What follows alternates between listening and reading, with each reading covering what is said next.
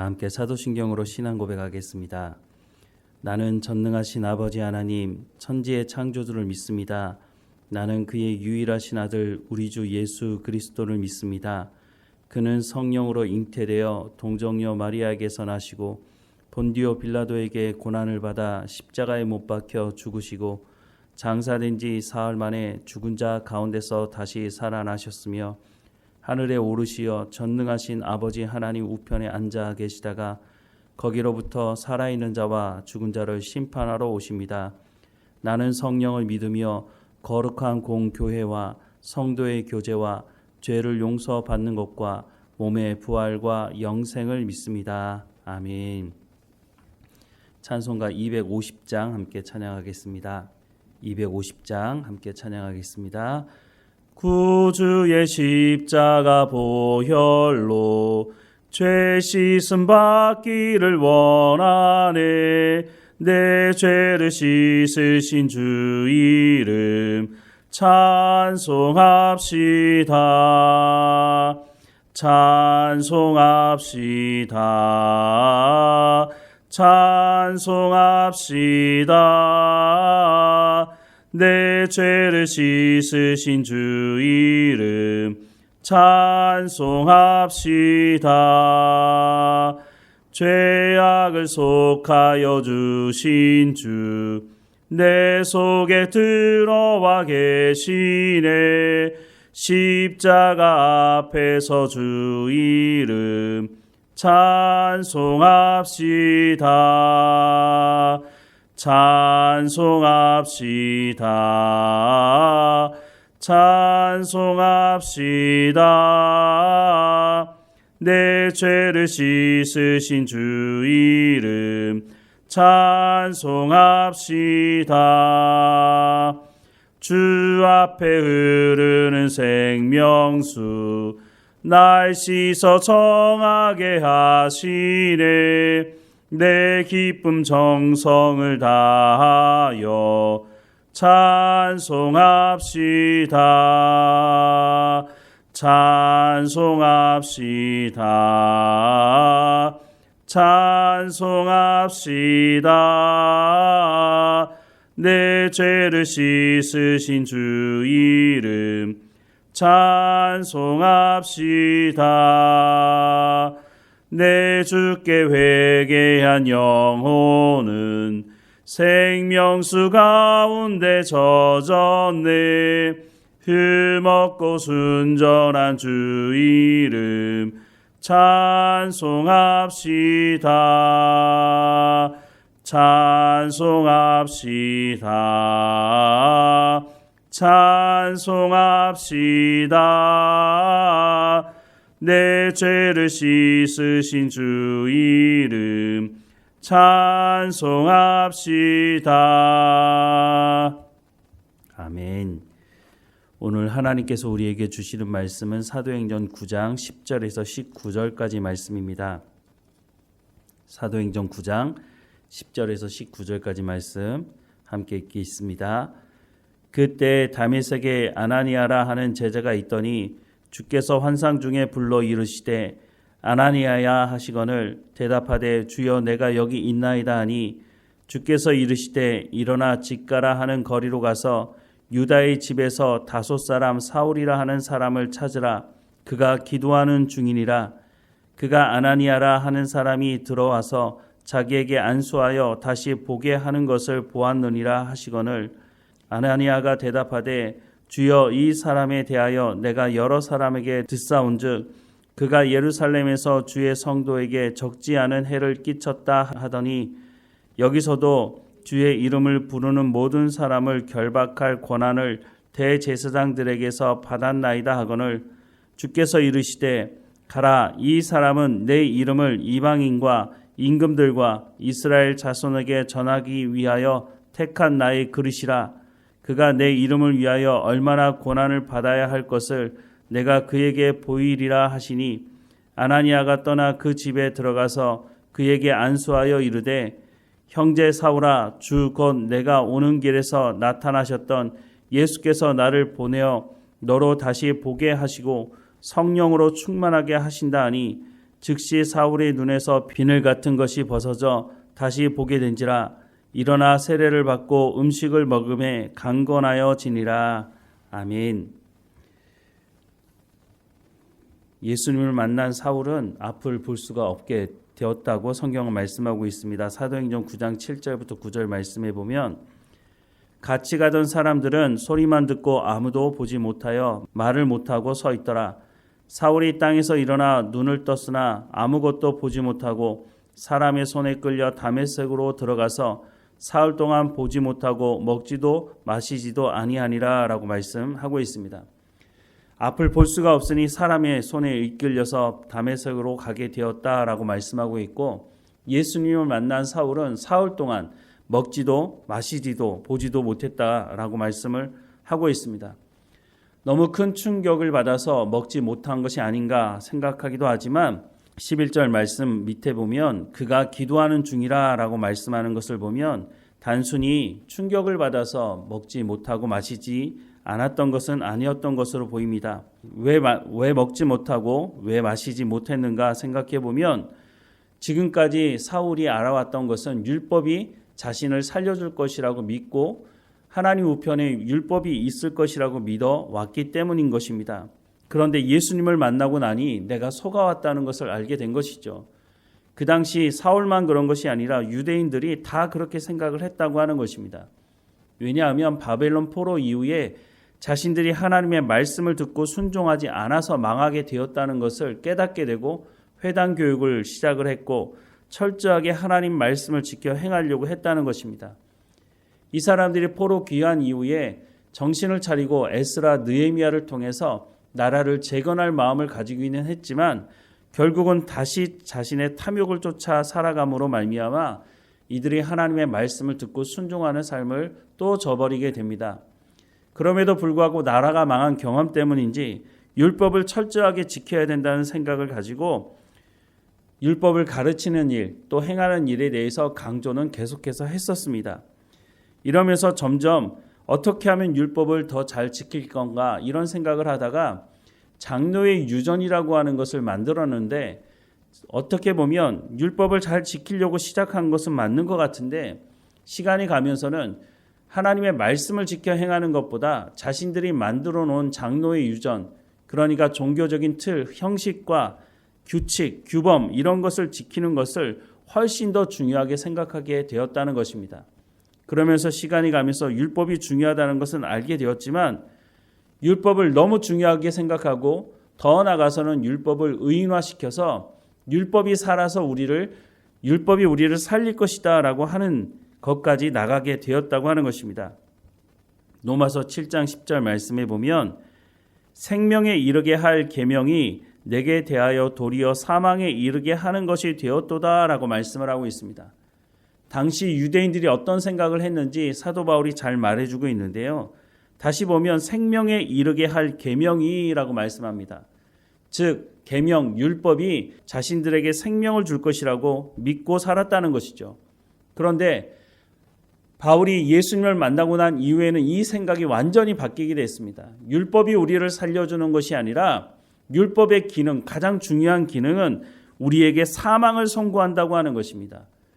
율법이 우리 가운데 너는 죄인이다 라고 하는 것을 분명하게 보여주고 있다고 하는 것입니다. 그래서 율법이 우리를 살려주는 것이 아니라 오히려 우리 가운데 사망 선고를 할 뿐만 아니라 예수님께서 우리를 살려주신다고 하는 것을, 그래서 사도 바울이 복음을 전할 때 예수가 우리를 살려준다고 하는 것을 전할 수밖에 없었다고 하는 것을 말씀해 주는 것이죠.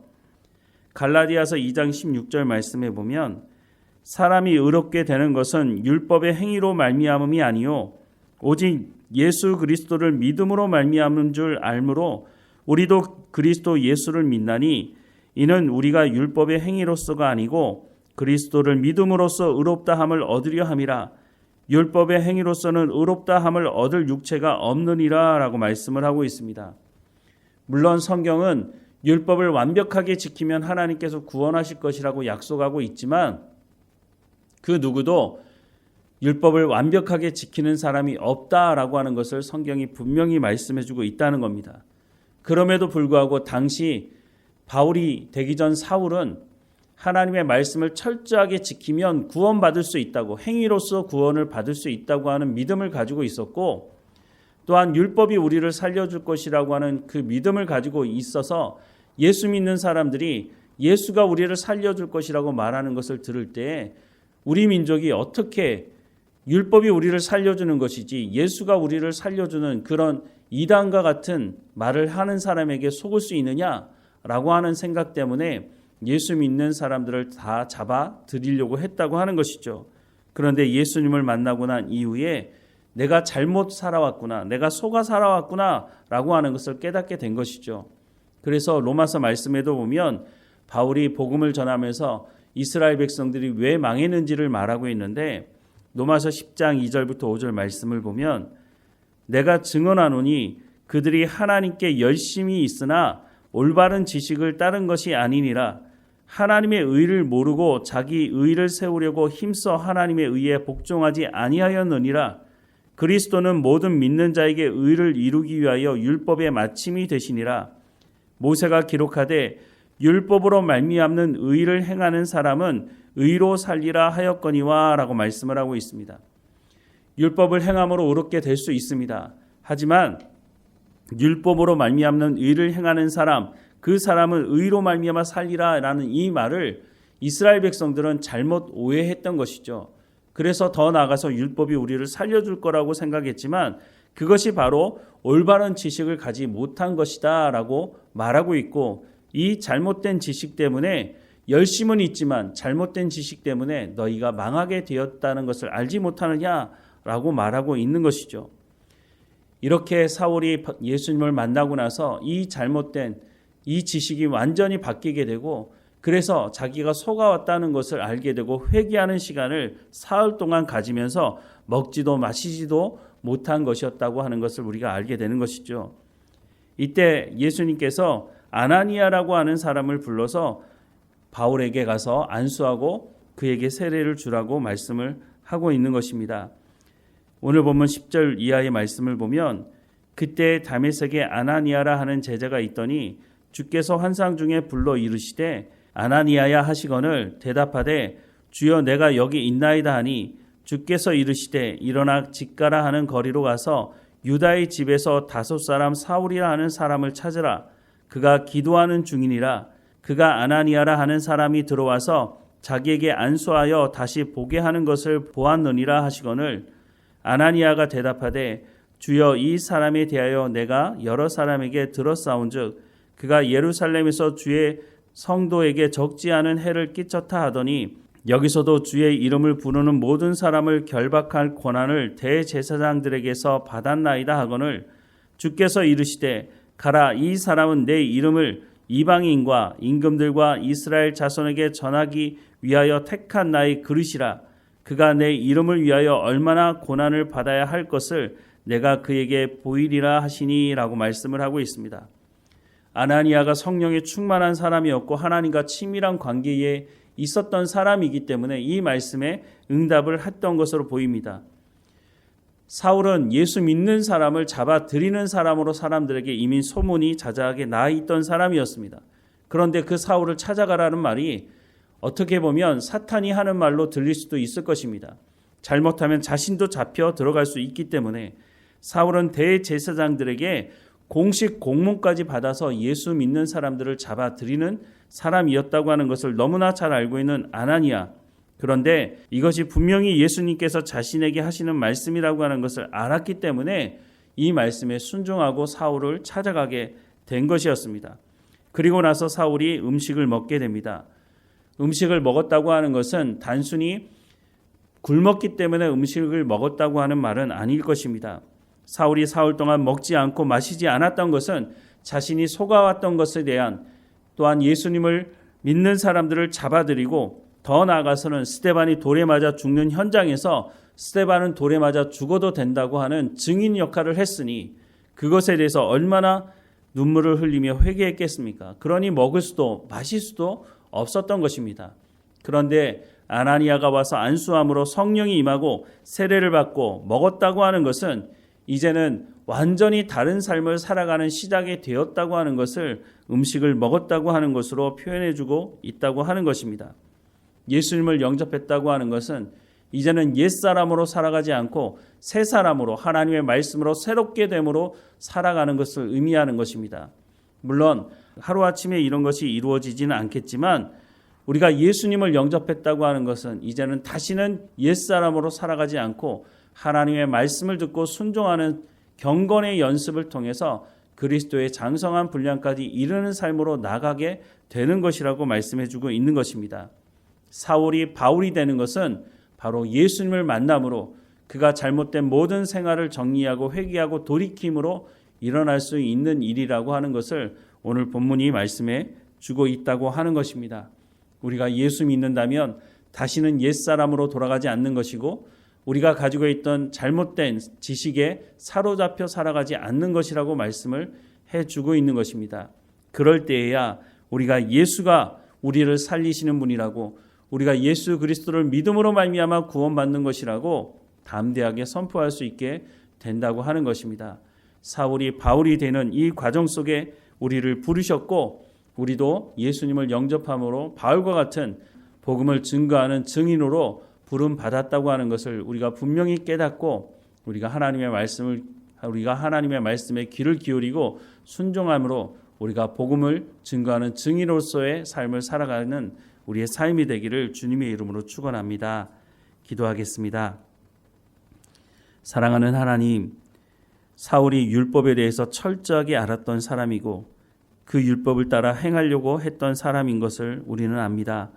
그런데 잘못된 지식, 사람들로부터 잘못된 정보를 가지고 예수가 우리를 살리는 것이 아니라 율법이 우리를 살리는 것이라고 믿어왔던 그 사울이 예수님을 만나고 완전히 변화되어서 옛사람으로서의 삶을 정리하고 이제는 새 사람으로서의 삶을 살아가는 것을 보게 됩니다. 하나님 우리를 부르셔서 예수 그리스도를 알게 하시고 믿게 하시고 영접하게 하셔서 새 사람으로 부르셨으니 우리도 그에 합당한 삶을 살아갈 수 있도록 은혜를 허락해 주옵소서. 하나님의 말씀으로 우리를 새롭게 하시며 하나님의 말씀을 온전히 붙들고 살아가게 하시고 우리가 삶을 살아가는 현장에서 예수 그리스도가 우리의 주인이심을 삶으로 입술로 증거하는 우리의 삶이 될 수 있도록 그래서 성령의 열매를 맺어가는 삶이 될 수 있도록 은혜를 허락해 주옵소서. 우리의 과거의 모든 것을 회개하고 돌이키는 삶이 될 수 있도록 우리의 삶을 주장하시고 인도해 주옵소서. 오늘도 깨어있게 하시고 하나님과 동행하게 하시며 우리의 삶 현장에서 우리가 증인의 역할을 감당하는 삶이 될 수 있도록 우리의 입술 가운데 하나님의 말씀을 붙여주시고 우리의 손과 발을 통해서 하나님의 말씀이 이루어질 수 있도록 은혜를 허락해 주옵소서. 또한 우리가 가정에서도 이와 같은 삶을 살아가게 하셔서 우리의 자녀들에게 하나님을 아는 예수님을 영접한 사람의 삶이 무엇인지를 믿음의 삶이 무엇인지를 증거하는 부모의 역할도 감당할 수 있도록 하나님 인도해 주옵소서. 우리의 자녀들이 어느 곳에 있든지 하나님의 말씀을 듣게 하시고 하나님의 사람으로 살아갈 수 있도록 하나님께서 인도하시고 말씀해 주시고 깨달아 알 수 있도록 성령의 충만함을 허락해 주옵소서. 늘 우리와 함께 하시는 하나님께 감사하고 예수님의 이름으로 기도드립니다. 아멘. 하늘에 계신 우리 아버지, 아버지의 이름을 거룩하게 하시며 아버지의 나라가 오게 하시며 아버지의 뜻이 하늘에서와 같이 땅에서도 이루어지게 하소서. 오늘 우리에게 일용할 양식을 주시고 우리가 우리에게 잘못한 사람을 용서하여 준 것 같이 우리 죄를 용서하여 주시고 우리를 시험에 빠지지 않게 하시고 악에서 구하소서. 나라와 권능과 영광이 영원히 아버지의 것입니다. 아멘.